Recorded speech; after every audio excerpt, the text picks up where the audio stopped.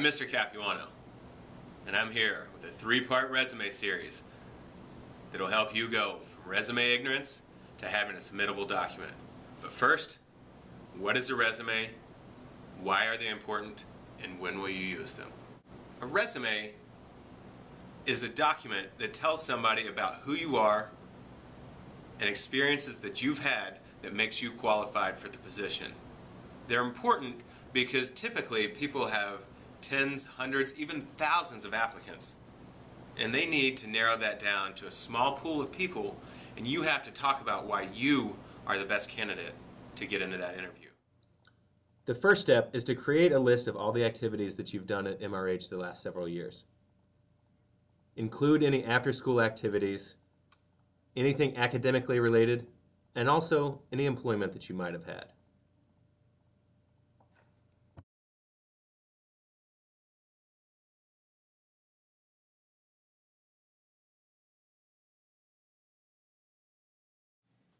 Now the easy part is complete and we get down to business.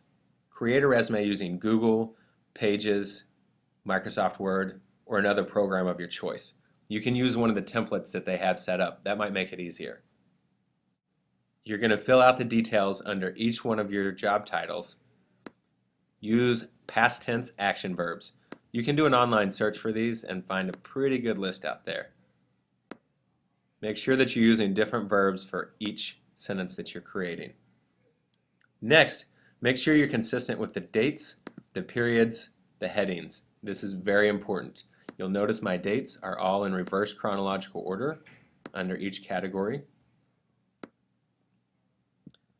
You'll notice none of these have periods because these are incomplete sentences. And you'll notice the headings are in bold and everything is pretty easy to read. Make sure that all of the text down here is in 12-point font so it's easy enough to read. When this is complete, remember the rules of resume writing. The first rule of resume writing is it should only be one page. The second rule of resume writing is it should only be one page. Next rule, make sure there are no grammatical errors. After that, check to make sure your spacing is consistent. That there's not a whole lot of space here, there's a space between the two jobs, and there's not a lot of space down here. The same thing, space between the categories. Make sure that only certain areas are bold. You see this is bold here, but this is not bold. If the entire document is bold, then nothing sticks out.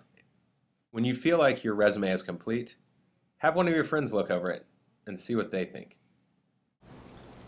Now that you have a resume, I want you to submit this to my team, Team Capuano, and we'll look over this resume.